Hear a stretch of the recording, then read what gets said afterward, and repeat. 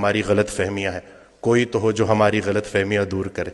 خیال بدل جائے تو منظر بدل جاتا ہے۔ بھائی صاحب کا ایک بڑا پیارا فکرہ ہے کہ جس کا جو خیال ہے اس کا وہی حال ہے۔ خیال اچھا ہے تو حال بھی اچھا ہے، اور اللہ کی نعمتوں میں سب سے بڑی نعمت حسن خیال ہے۔ یہ اس دن بھی میں ڈیٹیل میں نہیں جاؤں گا، پیشنٹس ہوتے ہیں، لیکن میں ان سے اجازت لیتا ہوں کہ ان کا یہ جو آپ بیتی ہے وہ میں لوگوں سے شیئر کروں تاکہ لوگوں میں امید بڑھے۔ ایک خاتون میرے پاس آئیں، کچھ ان کے ساتھ بڑی زیادتیاں ہو گئی تھیں اور وہ دل میں نفرت لیے بیٹھی تھیں، اور جس کے لیے نفرت لیے بیٹھی تھی وہ فوت ہو چکا تھا۔ تو جب میرے پاس آئیں انہوں نے گلے شکوے کیے، تو میں نے کہا کہ حضرت واصف علی واصف رحمۃ اللہ علیہ ارشاد فرماتے ہیں کہ اگر اللہ قیامت کے دن تم سے پوچھے کہ پہلے کس کو جنت میں بھیجوں تو تم نے اس کا نام لینا ہے جس کو تم نے جہنم میں بھیجنا۔ ایک مہینے بعد جب لوٹ کے آئیں تو انسان بدل چکا تھا، چہرے پہ رونق، آنکھوں میں نور۔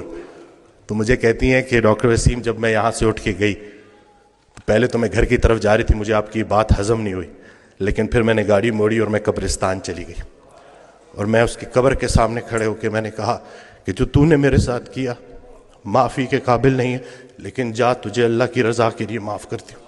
اور کہتی ہیں کہ اس رات میں اتنی میٹھی نیند سوئی کہ مجھے دوائی لینے کی ضرورت بھی نہیں پڑی۔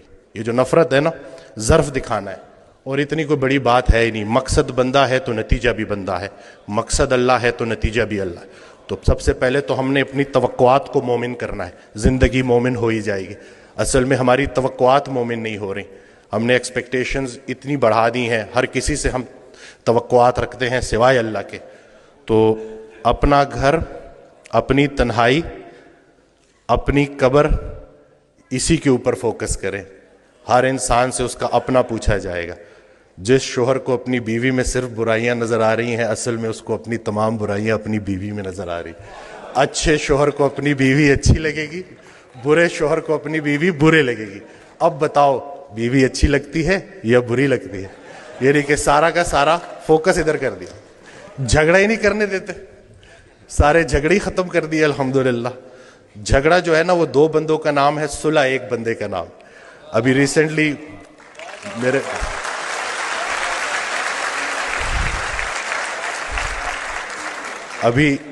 میرے ساتھ ایک واقعہ ہوا، میں گاڑی ریورس کرا تو وہ برانڈ نیو گاڑی تھی، وہ لگ گئی، وہ پیچھے سا غلطی میری تھی، تو میں اترا تو وہ بڑے غصے میں میری طرف آئے، تو میں نے فوراً معافی مانگ لی نا کہ مجھے نظر نہیں آیا، میں بہت معذرت کرتا ہوں، اور بہت زیادہ میں نے ان سے معافی نا۔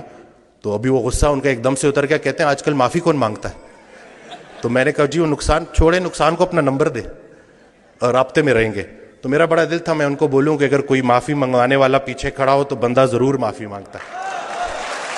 تو یہ کسی کے حوالے سے زندگی گزارنا کتنی آسان ہو جاتی ہے، اگر ہمیں پتہ چل جائے تو ہمارے سارے جھگڑے ختم ہو جائیں۔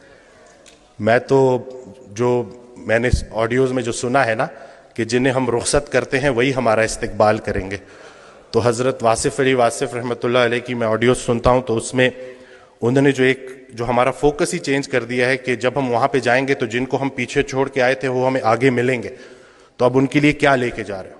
تو اپنے والدین کے لیے صدقہ جاریہ بننا ہے، اور یہ چھوٹی سی زندگی ہے، اس میں الجھنا نہیں ہے۔ آسانیاں دو، آسانیاں ملیں گی۔ ہر وہ نیکی جو تم دوسرے کے ساتھ کرتے ہو اصل میں اپنے ساتھ کرتے ہو، ہر وہ بدی جو تم دوسرے کے ساتھ کرتے ہو اصل میں اپنے ساتھ کرتے ہو۔ اسلام کوئی بات نہیں ہے جو پڑھ کے سنانی ہے، اسلام ایک کام ہے جو کر کے دکھانا ہے۔ تو اللہ پاک ہمیں استقامت دے کہ یہ